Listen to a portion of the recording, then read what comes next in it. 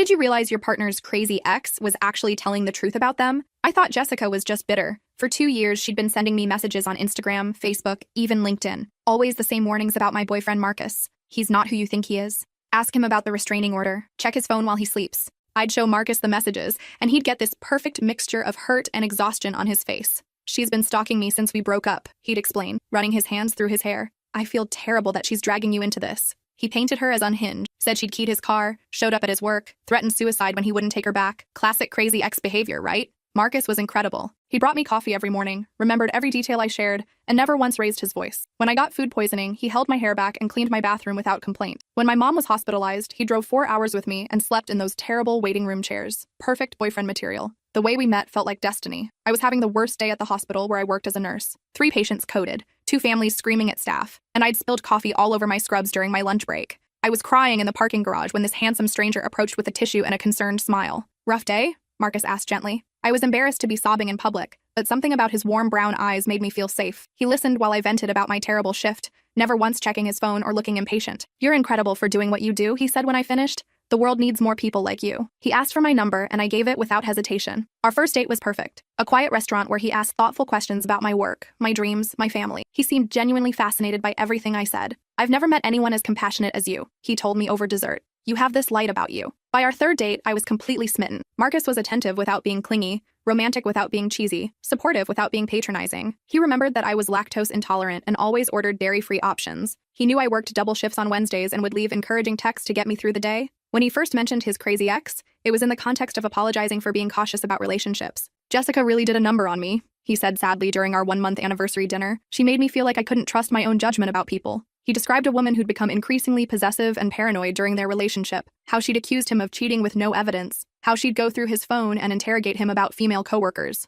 I tried to be patient because I thought she just needed reassurance, Marcus explained. But it got scary. She'd show up at my apartment at 3 a.m. demanding to know where I'd been. She threatened to hurt herself if I ever left her. When Jessica's first message arrived 2 months into our relationship, Marcus's reaction seemed perfectly reasonable. I'm so sorry you have to deal with this, he said, showing genuine distress. I was hoping she'd moved on, but apparently not. The message was vague. Just ask him about Seattle with no context. Marcus explained that Jessica often made cryptic accusations that never led anywhere. She does this thing where she implies I'm hiding something without actually saying what, he said with a tired sigh. It's manipulation. She wants you to start doubting me, so our relationship falls apart. Over the next few months, Jessica's messages became more frequent, but remained frustratingly vague. Marcus always had reasonable explanations. Ask him about the second phone came when Marcus had just gotten a work phone from his consulting company. Ask him about the credit cards, arrived right after Marcus mentioned having to clean up his credit after identity theft. Ironically, he claimed Jessica had stolen his information during their relationship. Ask him about Portland made no sense because Marcus had never mentioned Portland, and when I brought it up, he seemed genuinely confused.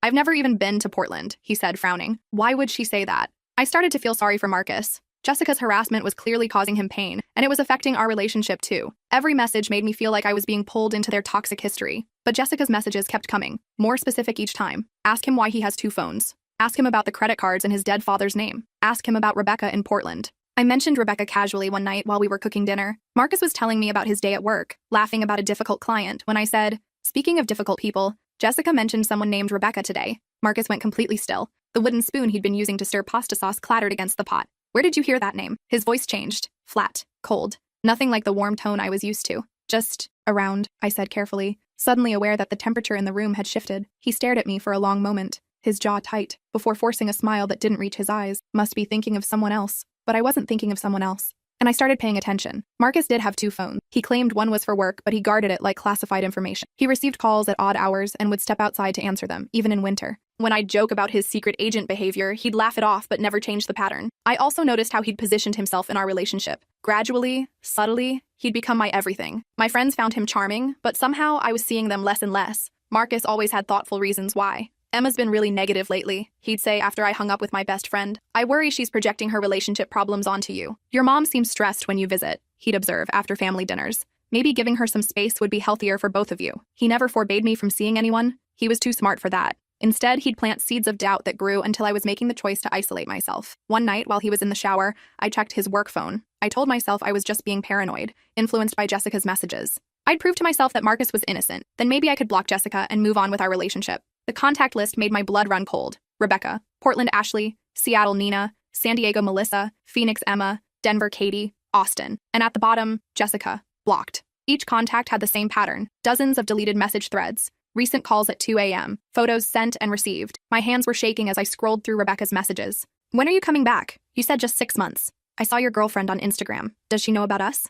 Marcus, I'm pregnant. Please answer my calls. I need to know what to tell the baby. The doctor says I'm having complications. I'm scared. The timestamps showed these messages were from last week, while Marcus was supposedly on a business trip to Milwaukee. I scrolled through more conversations. Ashley in Seattle was planning their anniversary trip for next month. Nina in San Diego was asking when he'd be transferring to the California office permanently. Emma in Denver was upset because he'd missed her birthday dinner. Each woman seemed to believe she was in a committed, exclusive relationship with Marcus. The shower was still running. I screenshotted everything I could before putting the phone back exactly where I found it. When Marcus came out, towel around his waist, water still dripping from his hair, he looked perfectly normal, kissed my forehead, asked if I wanted to watch a movie. You seem tense, he said, settling beside me on the couch. Everything okay? I felt like I was living with a stranger. Just tired, I managed. He pulled me closer, stroking my hair with the same gentle touch I'd fallen in love with. You work too hard, he murmured. Let me take care of you. The words that used to comfort me now made my skin crawl. How many other women had he said those exact words to? That night, I lay awake staring at the ceiling while Marcus slept peacefully beside me. Every breath he took sounded ominous.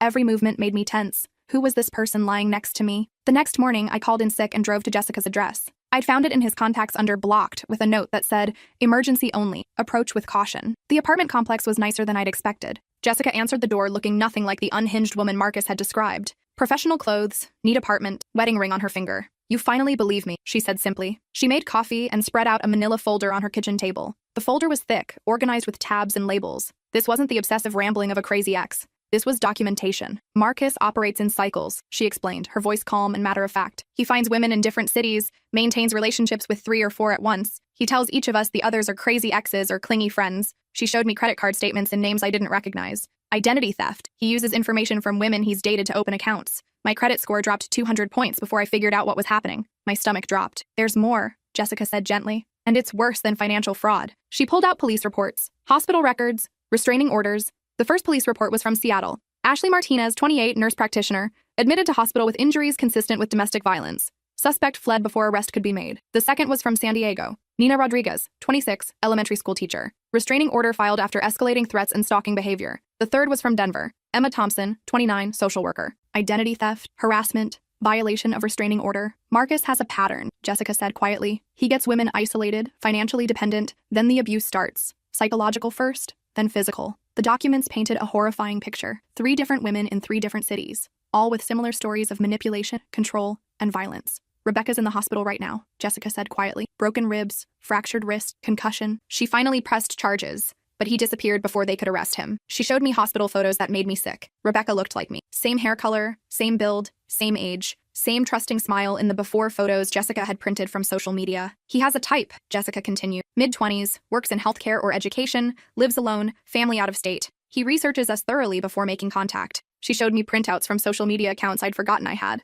dating profiles from years ago, public record searches, even my college graduation photo from a newspaper announcement my mom had submitted. How long have you been living together? She asked. 6 months. She nodded grimly. That's when it escalates. He's probably already isolated you from friends and family. I thought about the past few months, how Marcus had subtly discouraged girls' nights out, how he'd find reasons I shouldn't visit my parents. They were too demanding, the drive was too long, I needed to focus on my career. How he'd express concern about friends he claimed were toxic or using me. Emma, my best friend since nursing school, had stopped calling after Marcus mentioned she seemed jealous of our relationship. My weekly calls with my mother had dwindled to monthly, then every few months. Marcus was always supportive when I talked to them, but somehow I always felt drained afterward, like the conversations were more work than they were worth. The restraining orders don't work because he moves constantly, Jessica explained. Uses different names, different cities. By the time law enforcement catches up, he's already moved on to the next victim. She handed me a thick folder marked Sarah Chen, Chicago. I've been documenting everything for 2 years, building a case. Rebecca isn't his first victim to end up hospitalized, and she won't be the last unless we stop him. Inside the folder were copies of medical records, police reports, and testimony from 7 different women across 4 states. The pattern was identical every time. Love bombing phase, excessive attention, gifts, and affection, making the victim feel special and chosen. Isolation phase, gradually separating the victim from support systems through manipulation and subtle sabotage. Control phase, financial manipulation, monitoring communications, restricting movements. Abuse phase, psychological torture escalating to physical violence. Disposal phase, when the victim becomes too problematic or starts to fight back, he disappears and moves to the next target. The other women are ready to testify, Jessica said, but we need current evidence, something that proves he's still active, still targeting victims. She looked at me directly. We need you to help us catch him. My hands were trembling as I processed everything. 2 years of warnings I'd dismissed. 2 years of red flags I'd ignored because Marcus was so charming, so perfect. What do you need me to do? Jessica explained the plan. The FBI had been building a case for interstate fraud and stalking, but they needed concrete evidence of ongoing crimes. I would continue acting normal while documenting everything: his activities, his phones, his finances, his communications with other victims. Agent Rodriguez is the lead investigator, Jessica said, handing me a business card. She's been tracking Marcus for 3 years. You can call her anytime, day or night. The moment you feel unsafe, you leave, Jessica emphasized. Promise me. This isn't worth your life. I promised. But as I drove home, I wondered how I'd even know when I was unsafe. Marcus had never hurt me physically. He'd never even raised his voice. Everything dangerous about him was hidden beneath layers of charm and manipulation. Marcus was making dinner when I walked in, humming along to jazz music like he didn't have a care in the world. The apartment smelled like garlic and herbs. He'd opened a bottle of wine and lit candles. "How was work, baby?" he asked, kissing my cheek with the same gentle affection as always. I forced a smile. "Fine, just tired." "I made your favorite," he said, gesturing to the stir-fry. "Thought we could eat and watch that documentary you mentioned." He was so normal, so loving. For a moment, I almost convinced myself Jessica was wrong. Maybe this was all an elaborate misunderstanding. Maybe Marcus really was the victim of a vindictive ex. Then I noticed his phone buzzing on the counter, Rebecca calling. Marcus saw me looking and smoothly flipped the phone face down. "Spam calls," he said casually. "Been getting them all day." But I'd seen the name. And I knew Rebecca was in the hospital with broken ribs, wondering why the father of her unborn child had disappeared. That night, I lay awake listening to him breathe beside me. This man who brought me flowers, who remembered my coffee order, who held me when I cried about difficult patients at work. This man who was apparently a predator. The next few weeks were torture. I documented everything while pretending nothing had changed. His second phone, his odd hours, his carefully crafted stories about work trips that I now knew were visits to other victims. I discovered he'd been using my personal information too. My social security number to run credit checks, my mother's maiden name to set up email accounts, my work address to have packages delivered that I never saw. He'd been systematically invading my privacy for months, and I'd never noticed because I trusted him completely. I installed a hidden camera app on my phone and started recording our conversations. The casual way he lied was chilling. When I asked about his trip to Milwaukee, he described meetings and clients that I now knew were fabricated. He was actually in Portland with Rebecca. "How was the Johnson account?" I asked over dinner. "Challenging," he said without missing a beat. "But I think we made good progress. The presentation went over well." He was such a good liar that I almost believed him myself. I also started paying attention to his stories about his past. Details that had seemed unimportant before now raised red flags. He claimed to be from Ohio, but his accent sometimes slipped into something that sounded more like Texas. He said his father had died in a car accident, but I'd heard him mention his father in present tense during phone calls. When I mentioned these inconsistencies, he always had explanations. The accent was from childhood friends. He still talked about his father in present tense because he missed him so much. Plausible, sympathetic, completely believable. I called Agent Rodriguez and set up a meeting. She was a no-nonsense woman in her 40s who treated me with the kind of careful compassion reserved for trauma victims. "You're very brave for coming forward," she said in her FBI field office. "Marcus Webb, that's his real name, by the way, is one of the most sophisticated predators we've encountered." She showed me his file. Real name: Marcus Webb, born in Texas, age 34. History of fraud, identity theft, and domestic violence dating back to college. At least 12 known victims over 8 years.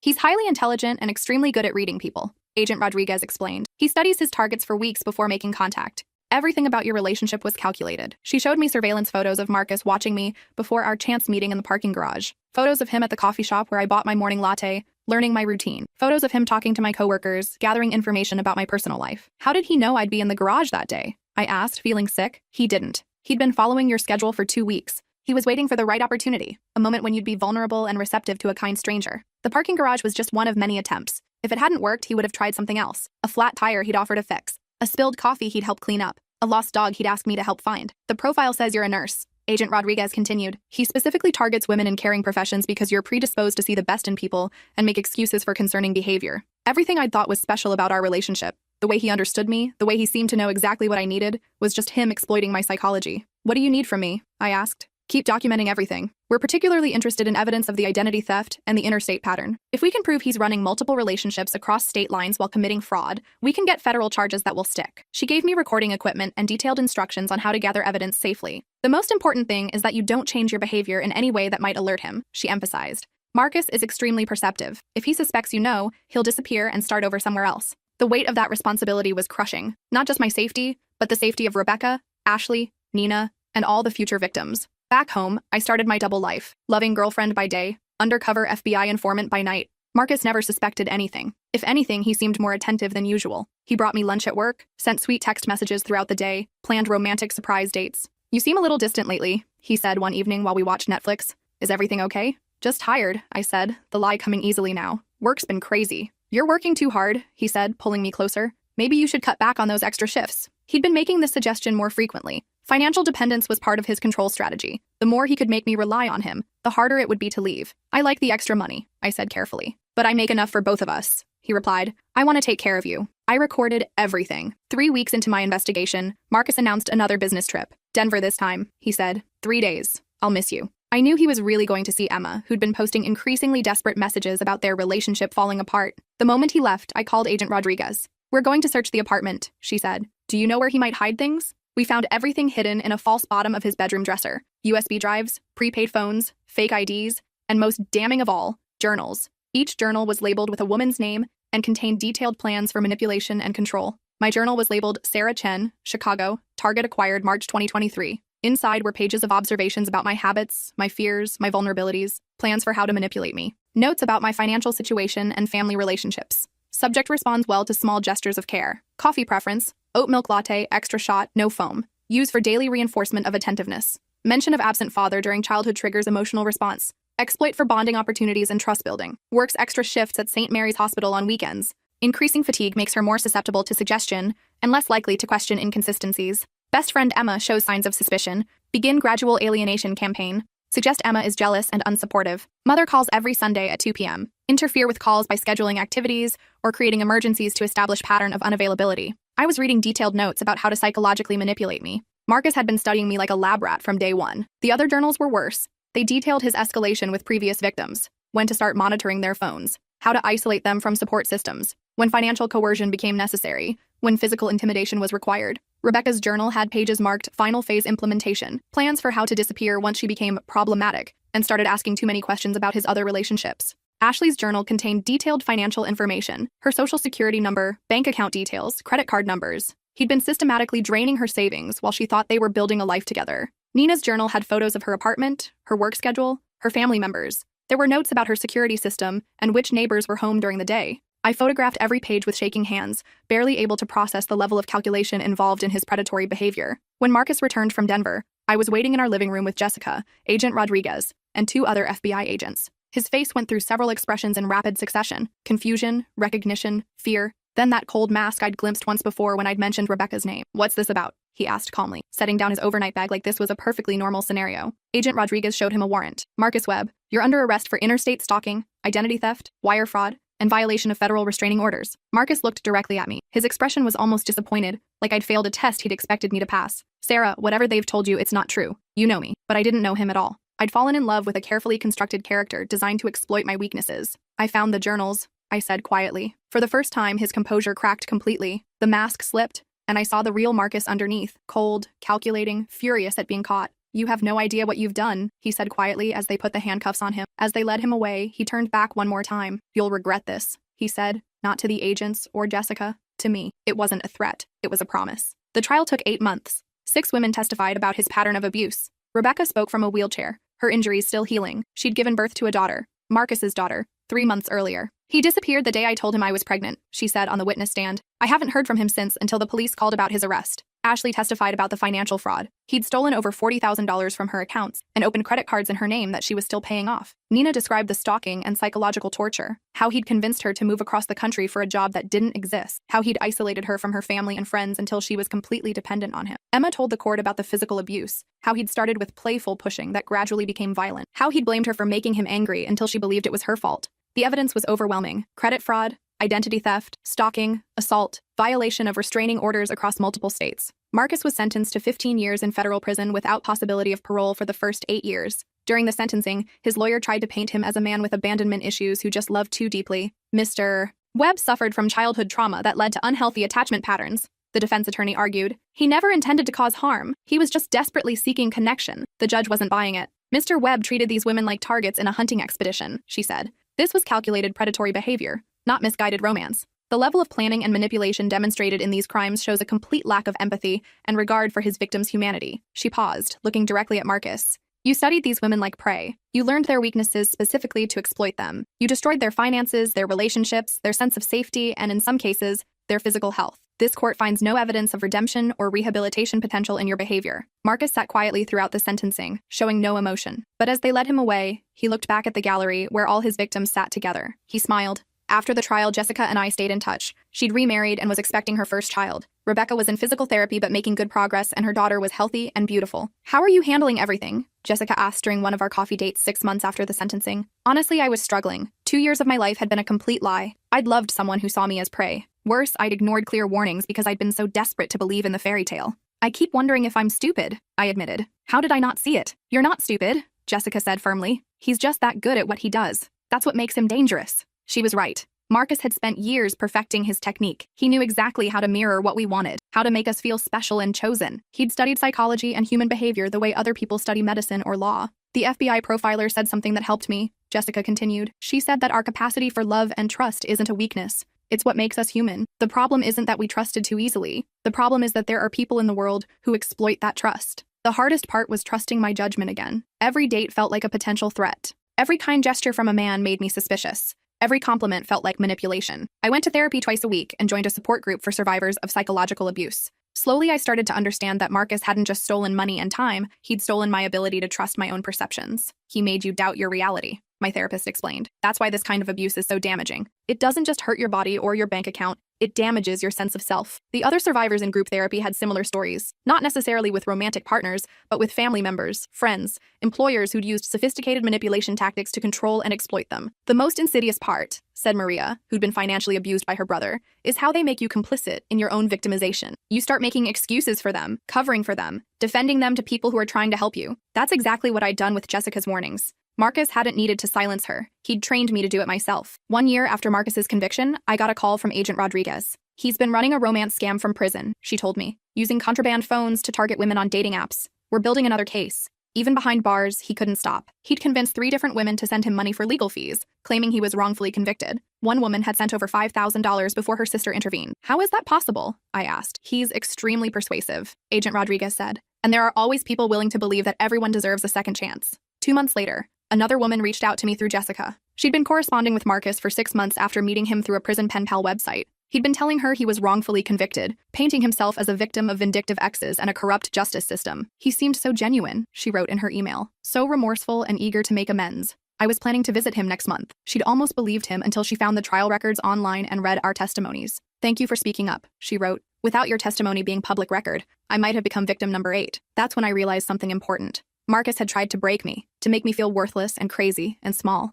Instead, he'd made me stronger, and he'd turned his victims into a network of women determined to protect each other. Jessica, the crazy ex he'd warned me about, had saved my life. Rebecca, Ashley, Nina, Emma, and I had saved each other by being brave enough to tell the truth. Now I'm the crazy ex warning his current targets, and I'll keep warning them until he can't hurt anyone else. I started a blog called The Crazy Ex Files, where survivors of psychological abuse share their stories. It gets thousands of views every month from people trying to figure out if their own relationships are healthy. The most common comment is, "I thought I was going crazy." That's how manipulation works. It makes you doubt your own perception of reality until you can't trust yourself anymore. But here's what I've learned. If multiple people are warning you about someone, listen. If your friends and family express concern about your relationship, listen. If your gut tells you something is wrong, listen. Because sometimes the crazy ex is the only one brave enough to tell the truth. 3 years later, I'm in a healthy relationship with David, a pediatric surgeon I met at a medical conference. He's never once asked me to keep secrets or questioned my friendships. He encourages me to trust my instincts instead of undermining them. When I told him about Marcus, he didn't try to fix me or convince me to get over it. He just listened and then said,